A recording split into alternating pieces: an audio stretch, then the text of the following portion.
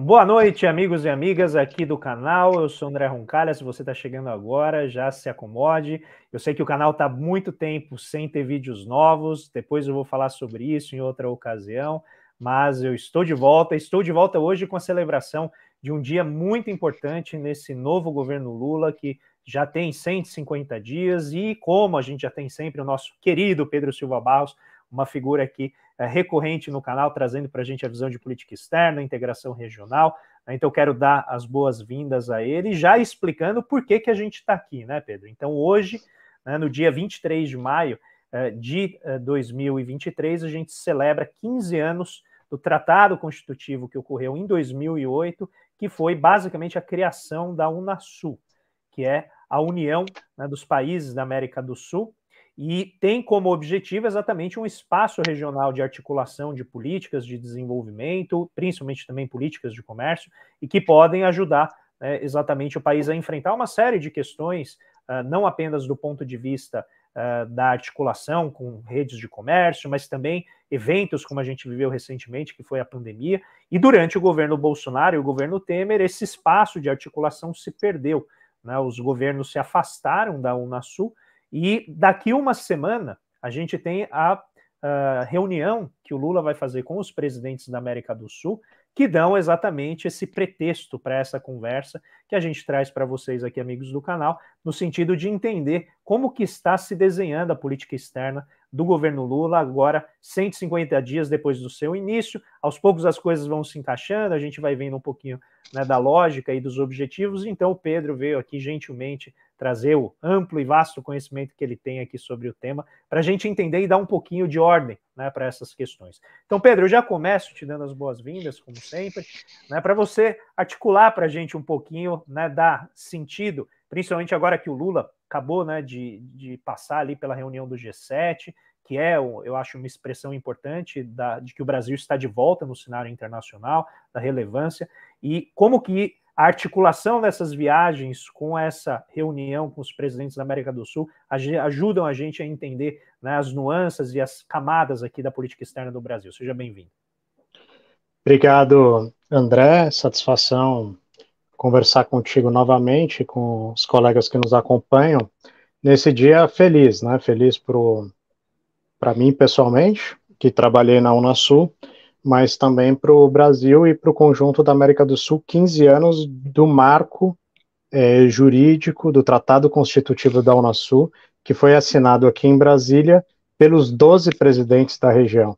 Não é algo fácil, 12 países convergirem em um único documento esse que foi aprovado depois pelos 12 parlamentos da região, que também é algo que, se a gente olhar hoje, é difícil imaginar que os 12 parlamentos da América do Sul conseguiriam chegar a um acordo sobre um documento tão amplo como é o Tratado Constitutivo da Unasul, que aborda temas de infraestrutura, defesa, manutenção da região como uma zona de paz, saúde, ciência e tecnologia, economia, finanças, enfim. É um documento bastante por questões eleitorais, bastante amplo, mas foi possível chegar a um acordo.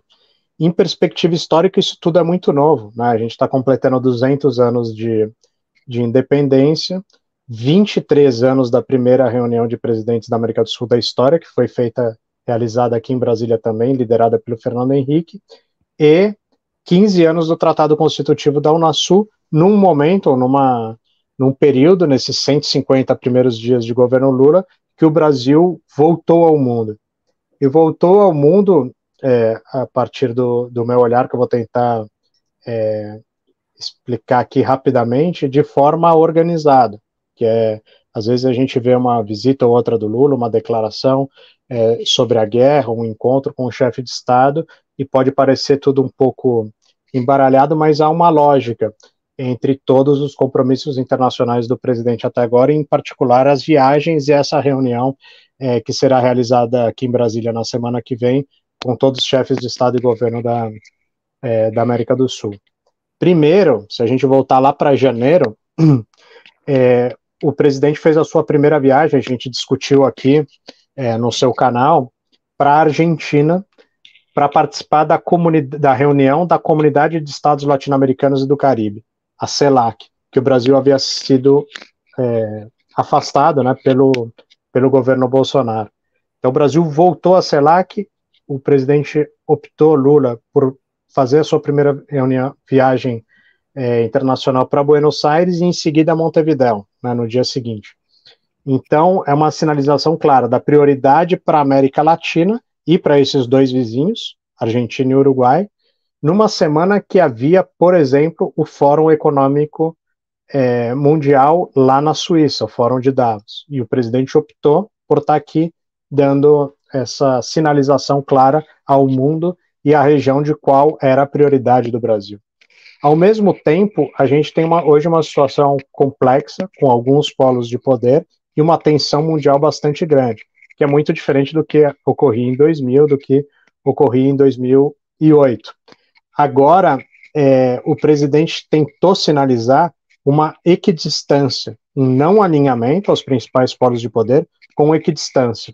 Então ele foi aos Estados Unidos, uma agenda com o presidente Biden, trataram de vários temas. O ano que vem, as relações entre Brasil e Estados Unidos completam 200 anos, praticamente o tempo da nossa independência. O presidente Biden deve vir ao Brasil, mas sinalizando que quer uma agenda positiva com os Estados Unidos em temas como meio ambiente, em temas como democracia, combate aos extremismos políticos, enfim, está colocada lá uma agenda com os Estados Unidos. Em seguida, em março, ele iria à China, não foi possível, mas concretizou a viagem no início de abril. A China, o nosso principal parceiro comercial, um país que é muito importante, principalmente para as nossas exportações, né, de soja, petróleo, minério de ferro, produtos básicos em geral, mas que também é um parceiro do Brasil no espaço BRICS. O presidente Lula foi à China, tanto para a posse da presidenta Dilma Rousseff como presidenta do novo Banco de Desenvolvimento, Banco do BRICS, como para assinar uma série de acordos bilaterais com a China e acompanhado, esse é um outro sinal importante, de uma ampla comitiva empresarial de vários setores, do agronegócio à indústria, passando por novas tecnologias, produções primárias mais diversificadas, importação, transferência de tecnologia, uma agenda ampla também com a China e positiva. Foi uma viagem, poucos presidentes do Brasil foram à China, houve poucos encontros presidenciais agora na história, e ir aos Estados Unidos e à China, ser convidado e recebido em Washington e Pequim nos 3 primeiros meses de governo, é uma coisa que poucos países conseguem realizar, poucos líderes conseguem ou têm esse prestígio para. E o Brasil colocou bem. Na sequência, ainda em abril, o presidente Lula foi à Europa, que seria o 4º mês de governo, né? O 3º polo de poder, começando por Portugal e Espanha, que é uma espécie de ponte entre a América Latina e a Europa, apresentando uma agenda ali recebendo ou sendo recebido pelo rei da Espanha, pelo presidente de governo da Espanha, pelo presidente de Portugal, sinalizando o desejo de um diálogo equilibrado com a Europa, de aprofundar as negociações, inclusive do acordo entre Mercosul e União Europeia, mas reequilibrar, era um acordo muito desequilibrado, e ao mesmo tempo uma sinalização cultural importante, né, de volta o Brasil ao mundo. O Lula entregou lá para o Chico Buarque o prêmio Camões, que deveria ter sido entregue pelos presidentes de Brasil e Portugal em 2019. Então uma sinalização também. Aí em seguida, um ato mais protocolar, aí da coroação do rei do Reino Unido. Também lá teve reuniões com o primeiro-ministro do Reino Unido, outras interações com chefes de países amigos. E, na sequência, já nesse 5º mês, a ida ao G7. De novo, é um espaço que poucas vezes o presidente do Brasil foi convidado. A última vez que o Brasil havia participado do G7 foi no 2º governo Lula, ou seja, já 14 anos atrás. Todo isso é um movimento de afirmação da América Latina e equidistância com agenda positiva com cada um dos grandes polos de poder mundial.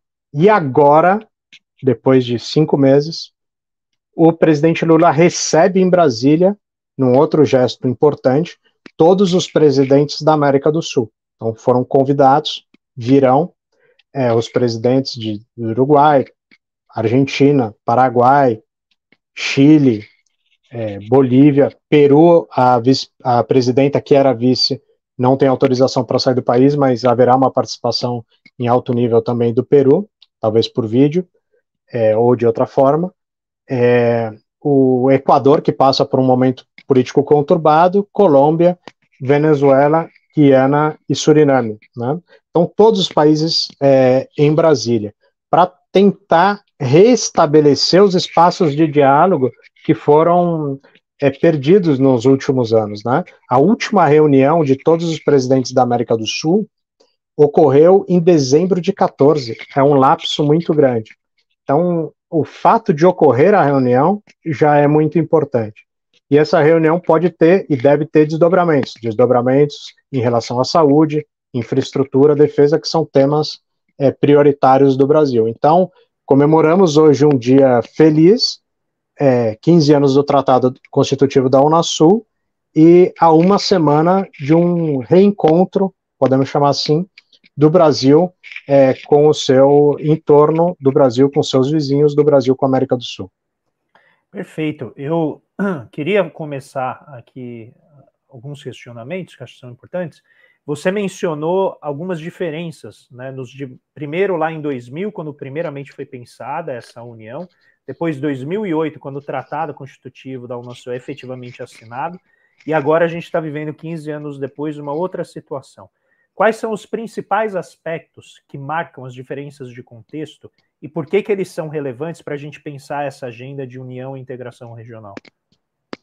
Essa tua pergunta é decisiva para a conclusão, né, que eu acho que os presidentes já têm claro, que não basta reeditar a agenda anterior. O mundo é diferente, a região é diferente, os desafios, parte deles são novos, parte permanece, mas parte são novos. Em 2000, a gente tinha uma ordem basicamente unipolar. Então, havia uma hegemonia clara no mundo, ali um cenário pós-Guerra Fria, e uma agenda muito clara dos Estados Unidos para as Américas, né? Que era a agenda, o pessoal da nossa idade para mais vai lembrar, que era a agenda da ALCA, né? Da Área de Livre Comércio das Américas, que os Estados Unidos desenharam em 94 e em 2000 estava no auge da discussão. E o Brasil se preparava para aderir à ALCA. Isso era o final do governo Fernando Henrique Cardoso. E ele entendia que era importante ter uma articulação melhor com os países vizinhos para se inserir de forma mais adequada nessa área hemisférica. Essa era a agenda em 2000. Aí o presidente Fernando Henrique aproveitou as comemorações, né, que eram questionadas e provavelmente hoje seriam mais, mas assim foi apresentado naquele momento. As comemorações dos 500 anos do descobrimento do Brasil, 1500, 2000, convidou todos os países aqui em Brasília e se chegou a um acordo muito amplo. São mais de 50 parágrafos a declaração conjunta sobre vários temas, mas o olhar era esse, o diagnóstico, né? É inevitável uma integração profunda com os Estados Unidos, com todas as Américas, do Alasca à Patagônia, se dizia, e o Brasil, se ele estabelecer melhores relações com os vizinhos, ele pode se inserir melhor. Havia um diagnóstico de que o Brasil, a indústria brasileira corria sério risco na competição com a indústria dos Estados Unidos, compras públicas, os mesmos temas que se trata agora com a União Europeia, e que o Brasil tinha um mercado privilegiado nos países vizinhos, principalmente para produtos industrializados. Isso segue. A América do Sul segue sendo um espaço muito privilegiado para as exportações industrializadas do Brasil, e qualquer esforço de reindustrialização do Brasil passa por ter uma agenda muito bem articulada com os países vizinhos para a reindustrialização, né, industrialização do nosso país. em 2000 se pensava que esse mercado deveria ser melhor articulado. Então, uma das decisões dos presidentes foi que os ministros de infraestrutura, né, de transporte, comunicação e energia, se reunissem, meses depois se reuniram em novembro de 2000, para estabelecer uma agenda de integração que foi a IRSA, a Iniciativa para a Integração da Infraestrutura Regional Sul-Americana, com esse objetivo, articular melhor a América do Sul por uma integração hemisférica com o Canadá, Estados Unidos, América Central, México e obviamente, América do Sul. Esse era o quadro. Então, era um mundo muito menos imprevisível do que hoje. As questões ambientais apareciam, mas não eram centrais no debate sobre o desenvolvimento, como é hoje. A China respondia por 1,9% das exportações do Brasil. Hoje a China é o nosso principal parceiro econômico comercial. O comércio do Brasil com a China é quase 3 vezes superior ao comércio do Brasil com os Estados Unidos. Naquela época, 1/4 das nossas exportações, 25%, iam para os Estados Unidos. Hoje são 13%. Então são muitas mudanças, né? Entre 2000 e 2023.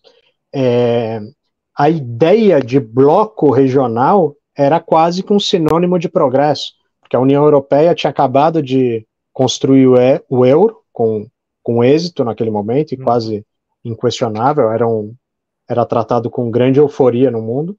Os Estados Unidos tinha assinado recentemente com o Canadá e o México NAFTA, o mundo estava se consolidando em blocos, o Mercosul era relativamente recente, de 91, Mercosul, em 99, 2000, 2001, era o momento que a Argentina, como agora, né, enfrentava uma crise, naquele caso até bem mais profunda do que a de agora, mas a de agora é um sinal de alerta, né, as lições daquele momento é um sinal de alerta para agora também.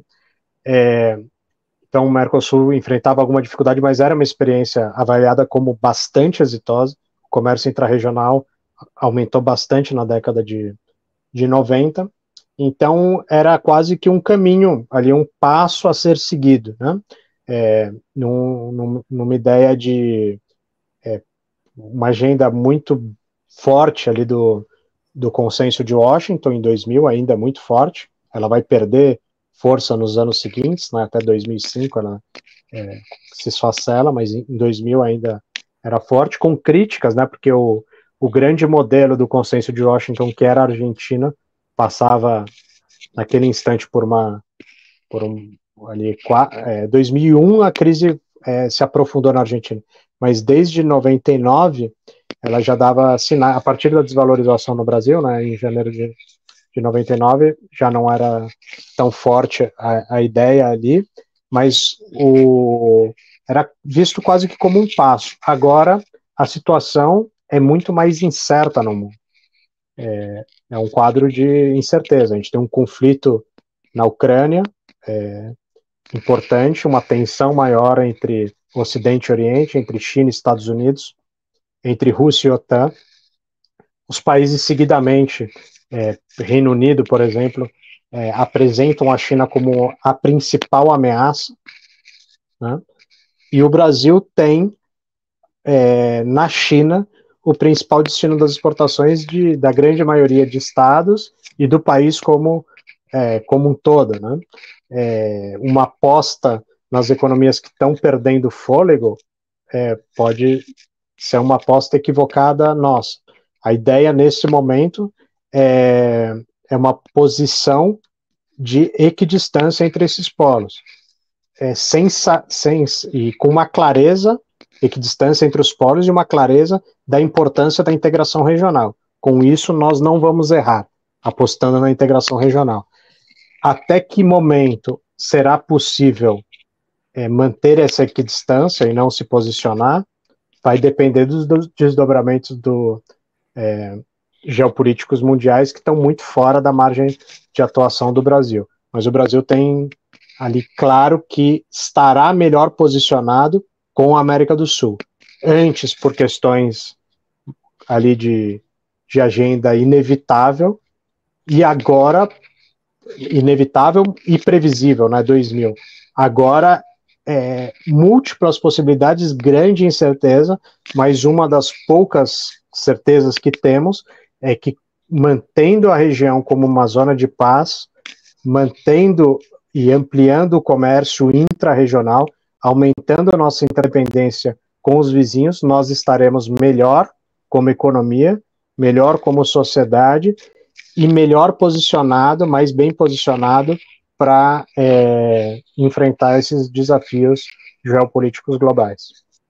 Então, Pedro, aí nesse sentido, acho que é legal esse panorama que você dá para a gente, porque ele mostra agora que a gente tem um mundo que está fragmentado geopoliticamente, então é o que eles estão chamando, né, de uma geopolítica agora que tem multipolos, né, essa multipolar, e você desenhou bem ali os 3 grandes blocos em termos de potência regional, que seria Estados Unidos, Europa e a China, né? Na verdade, Estados Unidos, China e Europa nessa ordem, né? Você foi muito claro nesse sentido.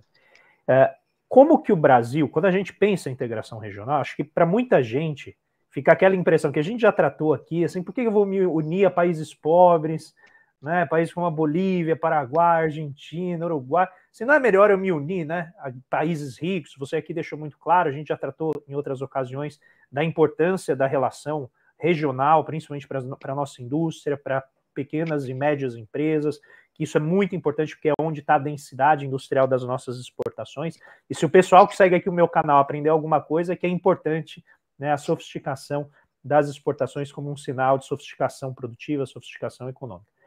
Aí eu queria te apontar de maneira bem mais direta e prática, no sentido do pragmatismo da política industrial, da própria política de integração, quais seriam os temas ou as áreas em que essa integração ela tem mais chance de prosperar? Né? Quais são as áreas de interdependência econômica, que realmente a gente ganha, que você vai dar para a gente?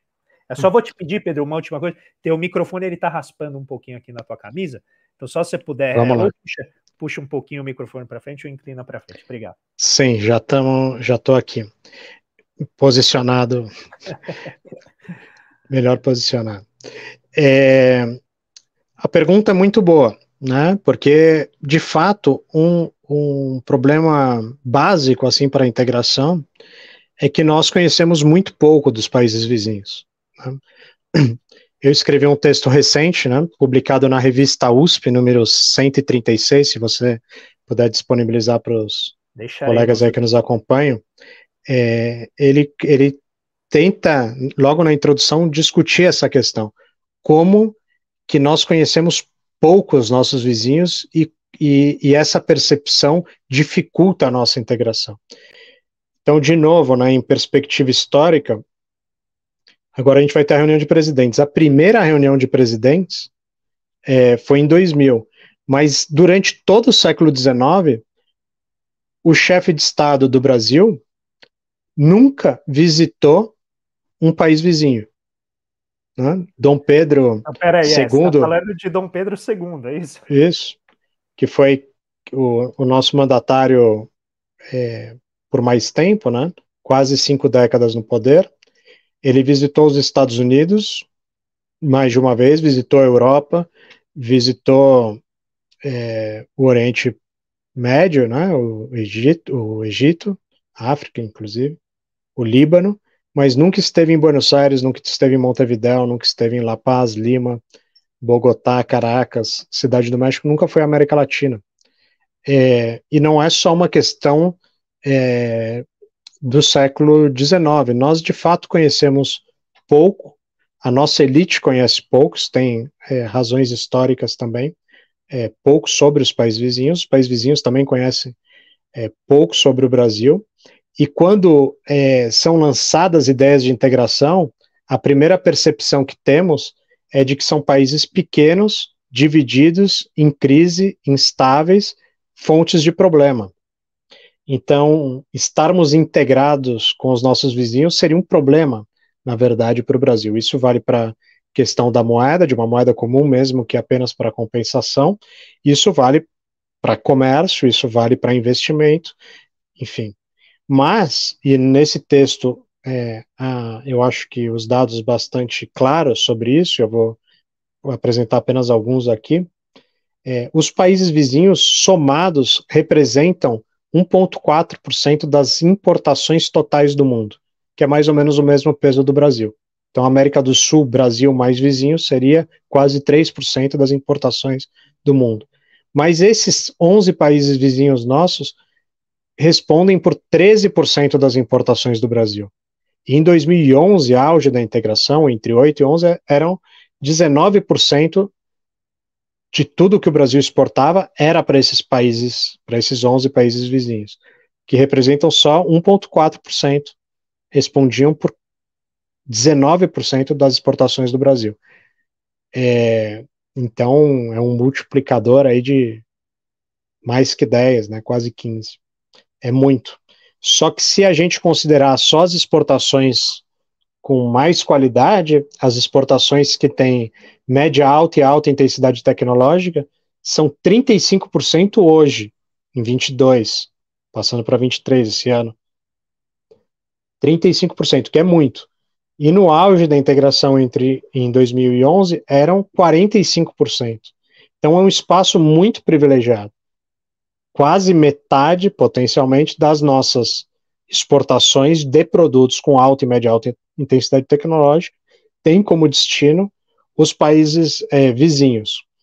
Ou seja, pensar numa reindustrialização passa por uma articulação com os países vizinhos, sendo que a nossa economia, mesmo em dificuldade, né, nos últimos 8 ou 10 anos, ela ainda é a economia mais complexa, de longe, mais diversificada da região. Então, o Brasil teria mais a ganhar, estimulando a articulação de cadeias produtivas. Tem um outro ponto que é importante, porque nos últimos anos diminuiu o ímpeto das nossas empresas, né?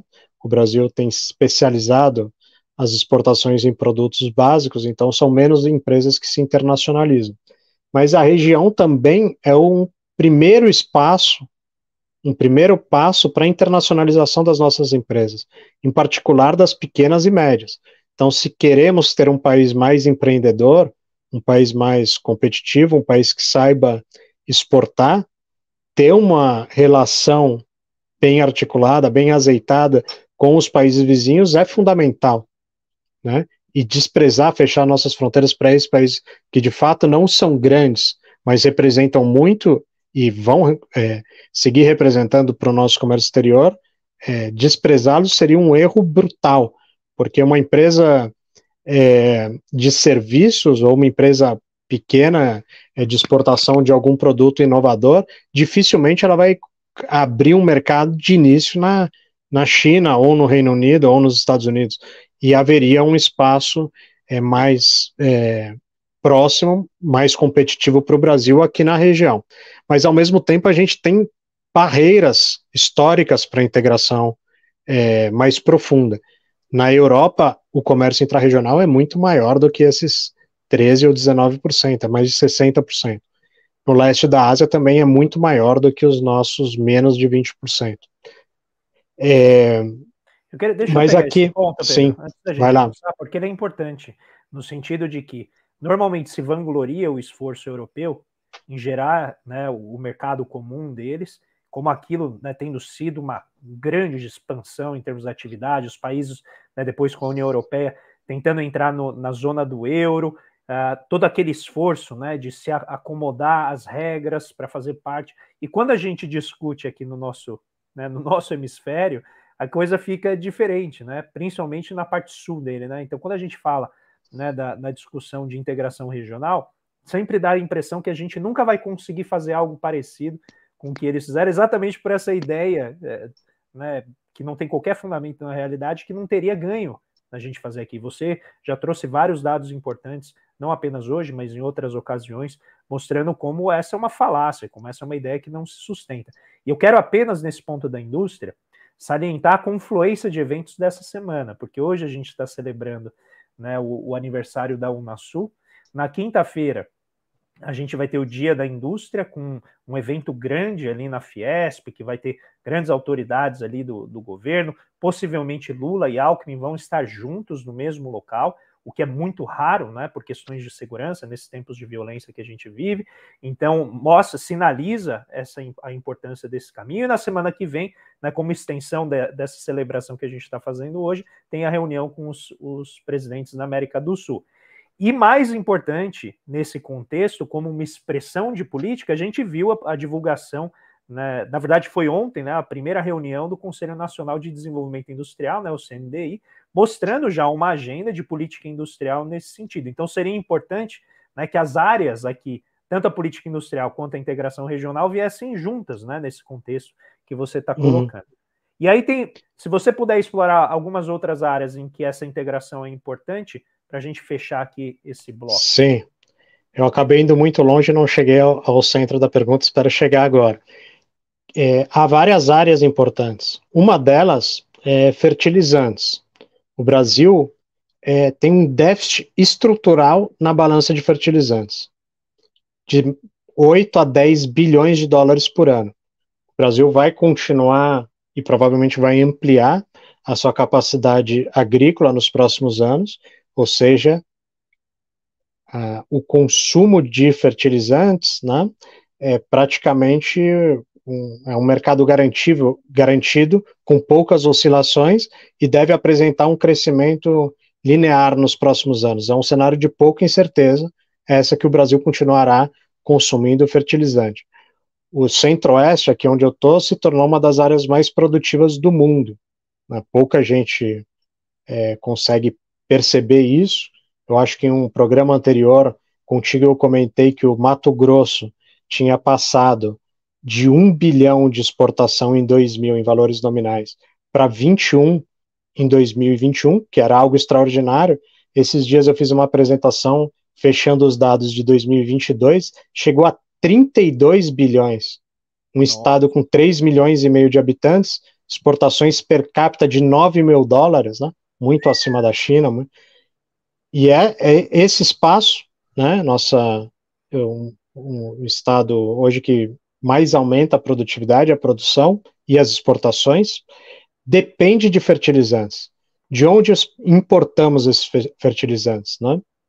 Pedro, O só potássio, fazer um por exemplo. aqui, antes da gente avançar. Conta de novo aquele dado que você trouxe da outra vez sobre 4 estados brasileiros aqui na região Centro-Oeste e Norte que representam 50% do nosso superávit. Isso foi confirmado ano passado de novo. Os estados articuladores, né? Aí se o pessoal quiser buscar a referência, eu também peço aí que seja disponibilizada, o boletim FAL, F-A-L da CEPAL, número 392, que trata da rede interoceânica, né, os corredores bioceânicos e o papel dos estados articuladores, tem a definição desses 5 estados, Mato Grosso do Sul, Mato Grosso, Rondônia, Acre e Roraima, que são estados mediterrâneos, não têm acesso ao mar, estão longe dos portos tradicionais nossos do Atlântico, têm caminhos pavimentados com países vizinhos e alternativas de escoamento da produção. Esses estados respondem hoje por 4,6% da nossa população, em 2000 era 4, agora 4,6%, e eles respondem já por 12% do total das nossas exportações. Mas esses 12%, quando a gente tira as importações, né, faz só o superávit comercial, esses 5 estados, que têm 4,6% da população, respondem por mais da metade do nosso superávit comercial. Era assim durante todo o período 2011, 2021, e foi confirmado no ano passado novamente. É necessária uma agenda de integração para esses estados também, né? E os corredores bioceânicos, como esses estados estão na fronteira, ali mais próximos do Peru, da Bolívia, do Chile, eles estão a produção indo para o oeste, cada vez mais longe de Santos, cada vez mais próximo do Pacífico. Houve uma mudança geoeconômica importante, né, do Atlântico Norte para a Ásia-Pacífico. A América do Sul passa a ser, inclusive, por isso, mais importante para o Brasil. E o Pacífico muito mais importante para o Brasil. Acho que na outra vez eu comentei também, em 2000 o Brasil exportava mais para Martinica, colônia francesa no Caribe, do que para o Vietnã. E nos últimos 3 anos o Brasil exportou mais para o Vietnã do que para a França. Então, uma mudança brutal. Agora a gente tem que qualificar esse debate também, né? O que exportamos, como agregar valor às exportações. Já tem muita tecnologia na produção. Esse aumento extraordinário de 1 para 32 bilhões não é grátis, isso não é apenas uma pecuária extensiva, longe disso. Sim. Há muita tecnologia, muito maquinário, tecnologia importada e tecnologia própria também, isso é importante. E esses estados, voltando ao tema dos fertilizantes, eles têm uma demanda estrutural por fertilizantes. E o Brasil importa principalmente da Rússia, de Belarus e do Canadá. E parte considerável desses fertilizantes, a oferta potencial, né, não é que hoje você vai lá e compra, mas pelas reservas, inclusive produção mesmo, em alguns casos, na própria região. A Venezuela, os fertilizantes que o Mato Grosso do Sul, o Cerrado do Brasil, demandam uma mistura de nitrogênio, fosfato e potássio, NPK. E a região tem oferta potencial de NPK. A Venezuela e a própria Bolívia, muita ureia, que é um derivado, em boa parte das vezes, do gás natural. O Peru tem reservas enormes de rocha fosfática.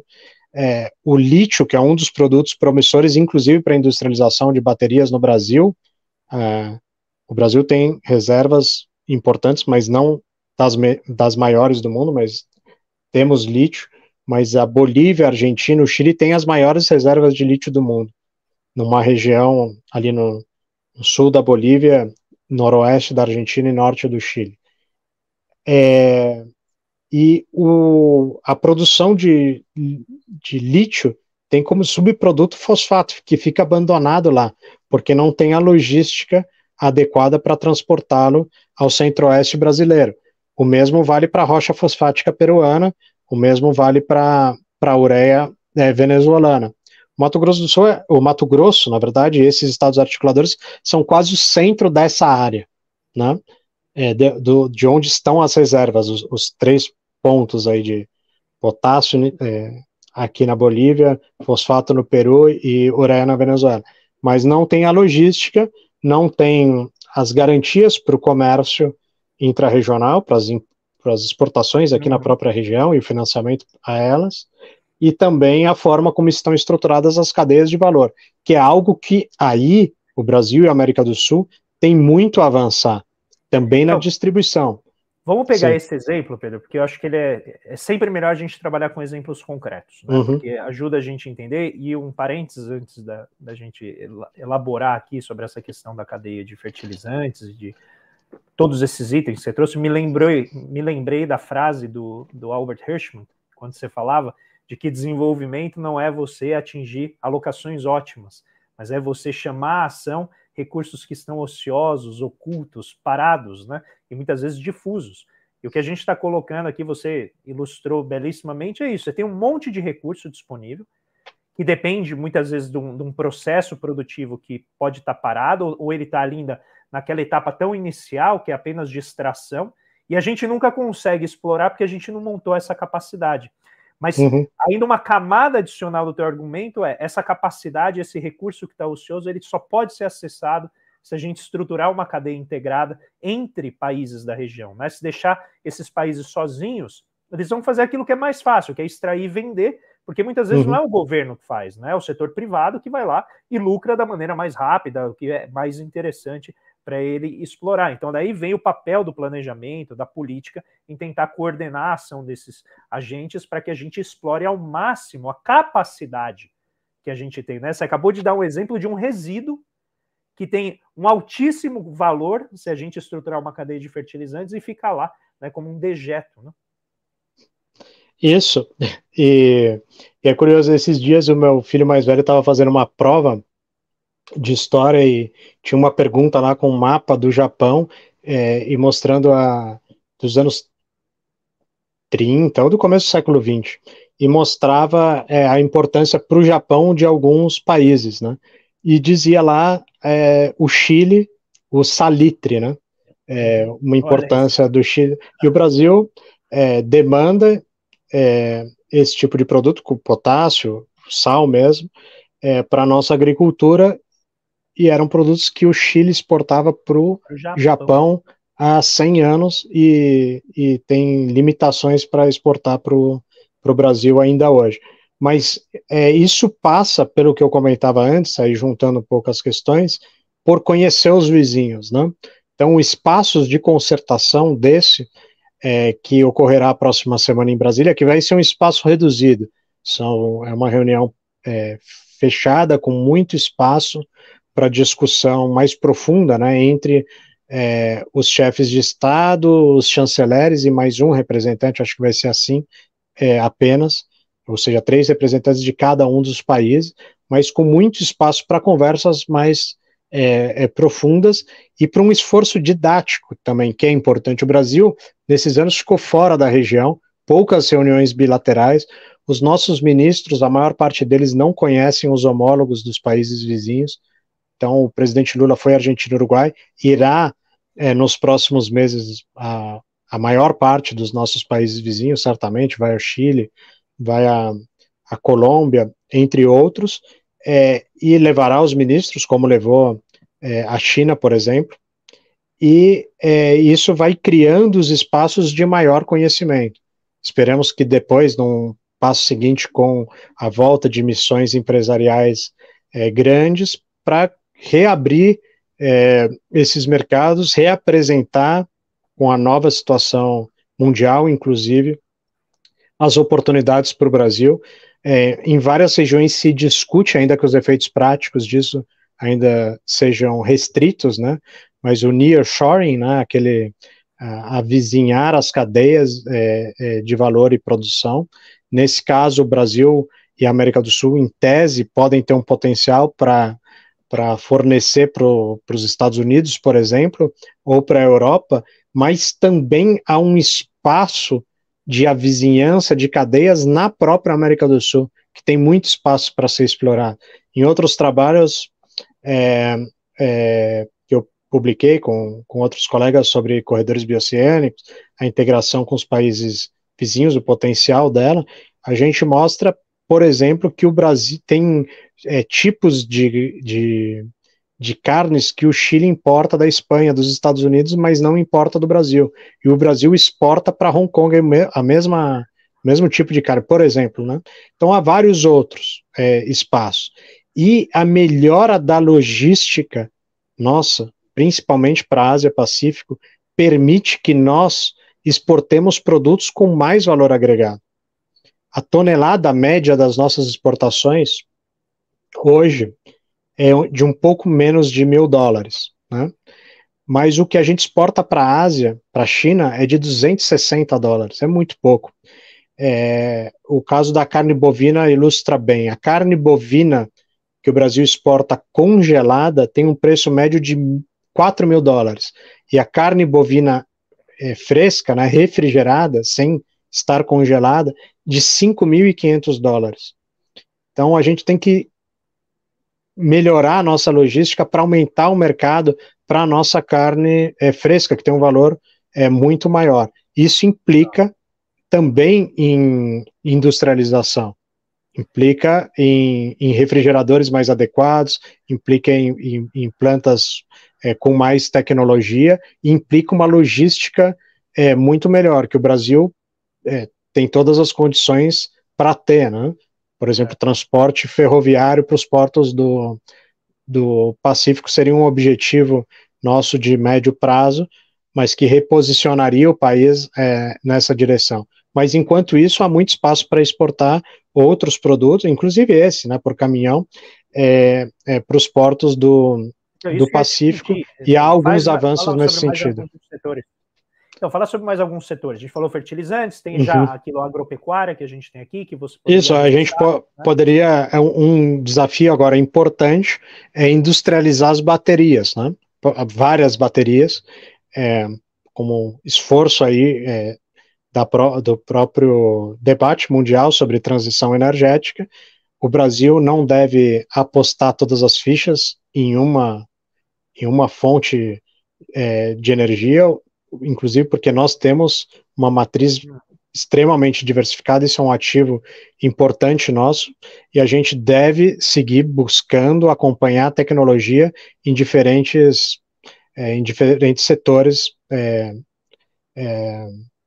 da área energética. E as baterias para os carros elétricos, né, de lítio e também para telefone, enfim, para outros aparelhos eletrônicos, é uma área a ser explorada, e a gente tem as maiores reservas do mundo de lítio. Hoje, a região exporta esse lítio bruto, e há uma disputa extra-regional entre a Alemanha, a China e Estados Unidos pelas reservas ou pela aproximação com esses 3 países que eu já mencionei, para ter uma posição preferencial nesse mercado que é ultra sensível. Né? E essa é uma área que o Brasil poderia desenvolver tecnologia de forma articulada com os países vizinhos. Há um outro tema ligado a esse, você acha que a gente está perto tecnologicamente? Assim, a gente tem a capacidade de construir, né, pelo menos algumas etapas no melhoramento? Algumas etapas, sem dúvida. A gente tem escala suficiente para isso, tem escala potencial, né, seja para bateria de celular, óbvio, mas de automóveis elétricos também, a escala na região, e a tecnologia não é uma tecnologia tão complexa comparada a outros desafios que enfrentamos em momentos mais difíceis. Né? Se a gente analisar em 70, seria 1970, mais difícil o Brasil avançar para um carro a álcool em 70 e fim dos 70, como conseguimos, do que de agora para 2030 avançarmos na bateria elétrica. E a gente, enfim, conseguimos naquele momento, por que não conseguir agora? Tem que ter um esforço muito articulado entre as universidades, setor produtivo, o governo, pensando ou tendo como ponto de partida a necessidade de reindustrialização do país, ou de uma industrialização sob novas bases, com um esforço exportador, aprendendo com as lições do passado, mas enfrentando esses problemas. Né? As incertezas são muitas, não dá para arriscar todas as fichas numa única fonte ou num único setor, mas nós temos um ponto de partida muito bom para o tema energético. E o outro, que é mais, em tese até mais simples, embora tenha alguma complexidade também, é o estabelecimento de um mercado regional de energia, para aumentar a interdependência. Nós temos experiências exitosas de integração energética com alguns dos vizinhos. Por exemplo, com o Paraguai, construímos Itaipu, completa 50 anos o tratado, agora o Paraguai recentemente pagou toda a dívida que tinha conosco em relação à construção daquela que naquele momento foi a maior hidrelétrica do mundo. Um esforço gigantesco da engenharia nacional. Não era fácil pensar nos anos 60 que o Brasil construiria nos anos 70 a maior hidrelétrica do mundo. Conseguimos construí-la. E a partir daquele momento, ininterruptamente, o Paraguai tem no Brasil o seu principal socioeconômico. A gente tem relações estáveis com o Paraguai. A Bolívia, com a Bolívia, nós construímos o Gasbol, que abastece de gás a indústria paulista. Desde 97, quando foi construído o Gasbol, a Bolívia tem no Brasil o seu principal parceiro comercial. São os 2 únicos países do mundo que tem no Brasil o principal parceiro comercial, já que a Argentina em alguns meses, em 20, passou até a China, agora voltamos, né, voltou a ser o Brasil, e o Uruguai também, que tinha no Brasil o seu principal parceiro comercial, passou até a China. Mas a gente tem espaço, e um mercado sul-americano daria muito mais estabilidade para a nossa segurança energética e traria ganhos compartidos com toda a região. É um dos pontos. Tá, não, eu ia só pedir esclarecimento. O Gasbol é o gasoduto Brasil-Bolívia, né? Exato. Construído ali no governo Fernando Henrique. Enfim. E, bom, vários desses temas que o Pedro está tratando vão estar nesses artigos que eu vou deixar aqui listado na descrição para vocês lerem. Vale muito a pena acompanhar. O Pedro é um arguto observador assim, de toda a realidade latino-americana e também amplia e aprofunda os seus estudos em várias direções, setorial, mas também nas relações comerciais. E aí, por esse ponto, Pedro, por a gente sempre discutir, né, algumas e as, vamos dizer, abrangentes limitações da ideia de liberalismo, né, que sempre marcaram, principalmente a partir do século XIX, as discussões de desenvolvimento, não apenas aqui no Brasil, né, mas também ali na Ásia, né? A Ásia sofreu muito com esse tipo de literatura e conjunto de ideias. A gente vê agora o Brasil, supostamente, o presidente Lula noticiou hoje, que há um avanço em termos das negociações com a União Europeia. Esse tratado que já gerou, né, muita discussão, muita controvérsia aqui no Brasil, principalmente nos anos do governo Temer e Bolsonaro. E agora eu queria te perguntar, né, como que você vê, rapidamente, a gente está se encaminhando aqui para o final, como que você vê esse tratado e o que você vê que falta ali e que expressa, né, essas limitações do liberalismo quando pensado dessa forma?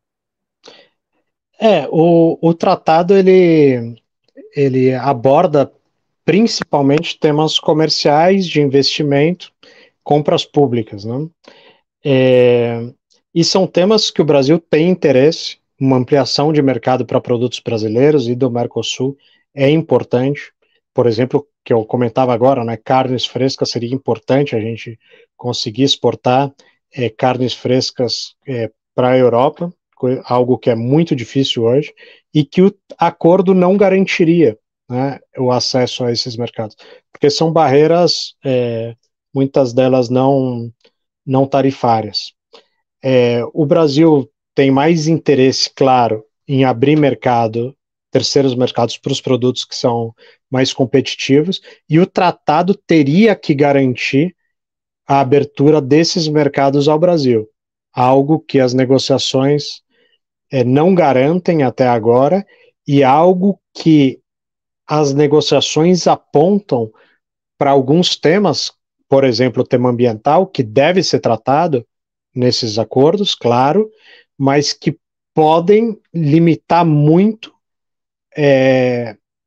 ou ampliar, no caso, a tomada de decisões arbitrárias por um lado só, ou seja, alegando temas ambientais que tenham razão na realidade ou não, a União Europeia poderia unilateralmente limitar as importações do Brasil e de outros países da região. Esse é um tema que o Brasil deve seguir negociando, mas com extrema atenção. E há temas que, na verdade, eles poderiam ilustrar o conjunto do acordo, né, mas que não são abordados, né? Então, não haveria, por exemplo, livre fluxo de trabalho dos latino-americanos, dos mercosulianos à Europa, ou contribuição previdenciária comum, isso não está sendo discutido. Então, marcar, Pedro, não é uma relação simétrica. Isso, eu queria só marcar que esse é um dos limites do liberalismo, né? Em geral, eles defendem livre fluxo de comércio, livre fluxo de capitais, mas quando entra gente na discussão, aí não pode, né? Isso. E tem um exemplo simples, né? Que está aqui na América do Sul, mas vocês sabem, a França tem um território ultramarino, que é a Guiana Francesa, fronteira com o estado do Amapá. Compartilhamos o rio Oiapoque. No rio Oiapoque foi construída uma ponte, faz mais ou menos 10 anos, né? Eu estive lá antes da ponte ser construída, depois com a ponte construída, não havia acordos entre os dois países para o trânsito sobre a ponte, então tive que pagar uma canoa para atravessar o rio, muito próximo ali à ponte, 4 euros para o transporte em canoa, mas agora a ponte está aberta. Porém, não há fluxo de carros brasileiros para aquela porção da União Europeia na América do Sul. Por quê? Porque é cobrado um seguro de qualquer veículo brasileiro de, no mínimo, A taxa do seguro é de, no mínimo, 3 mil euros, mais ou menos 16 mil reais. Então, em tese, podemos entrar em território europeu, né, francês, da União Europeia, com o automóvel brasileiro. Mas, na prática, 3 mil dólares de seguro, o que faz com que nenhum amapaense visite Cayena com o seu próprio carro, o que é lamentável, é um país vizinho. Então, um dos pontos que o Brasil poderia colocar na negociação do acordo Mercosul-União Europeia seria o livre trânsito de automóveis brasileiros com seguro brasileiro na área ali da Guiana Francesa. É um ponto, né? Eu acho que até esse ponto, que é mínimo, já seria suficiente para travar. Ele é ilustrativo, né? Ele é bem as negociações, mas é muito ilustrativo, porque isso vale para o fluxo de automóveis na única fronteira física que temos com a União Europeia, o que há entre o Mercosul e a União Europeia. Mas vale também para o fluxo migratório. Muitos cidadãos do Mercosul buscam os países da União Europeia, né, aquela área para trabalhar, para estudar, enfrentam enormes dificuldades. Esses temas não seriam superados pelo acordo tal qual está colocado. Mas, ao mesmo tempo, é muito importante que o Brasil tenha uma agenda de cooperação e positiva, propositiva, com os países europeus e o conjunto da União Europeia. Há muitos temas para avançar, relacionados ao meio ambiente, financiamento do desenvolvimento, comércio, transferência de tecnologia em várias áreas, entre elas a energética que a gente comentou, segurança alimentar, enfim, a agenda é amplíssima, mas não necessariamente o melhor acordo para o Mercosul é uma mera liberalização comercial restritiva, porque a liberalização comercial ali nunca vai ser absoluta, sempre quase que da natureza da União Europeia, pelo que está colocado até agora, pelo menos, manter cotas ou barreiras não tarifárias para os produtos, justamente para os produtos que a região, que o Mercosul é mais competitivo. Isso vale, uma agenda positiva vale para os Estados Unidos, vale para a China, vale para a Europa. Sobre a China, muito bom que nos últimos meses, aparentemente diminuiu a pressão chinesa sobre o Uruguai para um acordo bilateral direto, sem passar pelo Mercosul. Isso é uma sinalização importante por parte da China, no sentido de entender que a América do Sul unida, integrada, é importante, inclusive, para a paz mundial. Manter esse espaço sem ingerência extra-regional, sem bases militares extra-regionais, manter o Atlântico Sul como uma área desnuclearizada, ou construir isso, né, já que tem ali uma base ou outra ainda, são desafios para a América do Sul. Aumentar a confiança em defesa num cenário de maior tensão global é importante. Melhorar a nossa infraestrutura, voltarmos a cooperar em saúde, já que a América do Sul foi a região do mundo que mais sofreu com a pandemia em número de mortes por habitantes, lamentavelmente. Isso deve ser reconstruído rápido, e uma agenda de recuperação econômica pós-pandemia que passe pela infraestrutura, considerando também que a questão ambiental deve ter lugar central no debate sobre infraestrutura. Esses são os desafios colocados.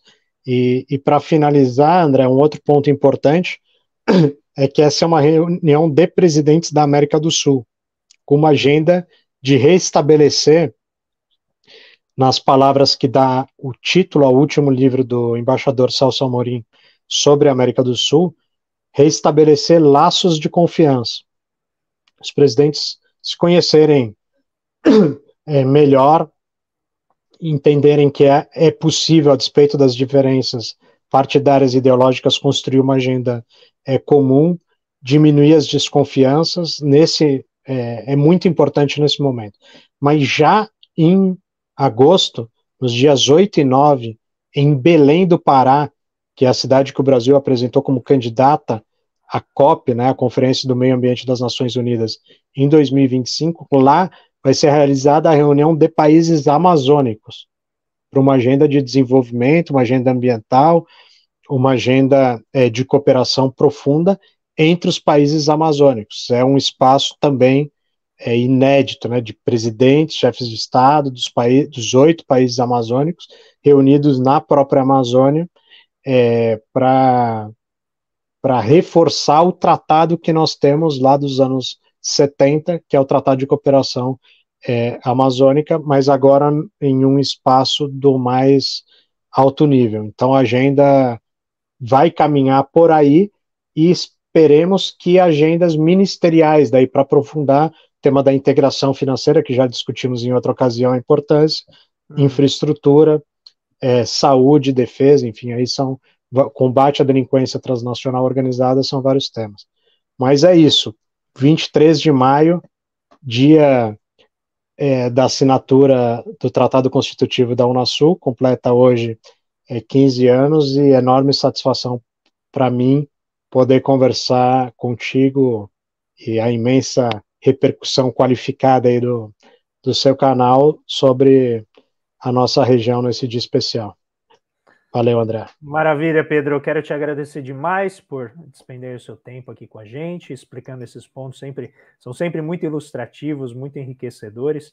E fica aqui o convite para todo mundo que nos acompanhou para ler os artigos que eu vou deixar aqui para vocês lerem. Depois, se o Pedro tiver também mais indicações, a gente pode deixar aqui para vocês. É um tema emergente que vai tomar muita atenção nos debates de política externa. A gente gostaria que a imprensa acompanhasse isso de maneira mais robusta, de maneira mais aprofundada, fugindo dos lugares comuns, né, fugindo dos clichês que muitas vezes caracterizam o debate público sobre essas questões, principalmente de política externa regional, e essa agenda da integração que a gente tentou mostrar para vocês aqui, como o próprio nome já mostra, não é apenas a integração entre os países, mas está integrada, né, com uma política maior de desenvolvimento produtivo e também de desenvolvimento social, porque, né, uma coisa acaba se sucedendo à outra, está encadeada à outra.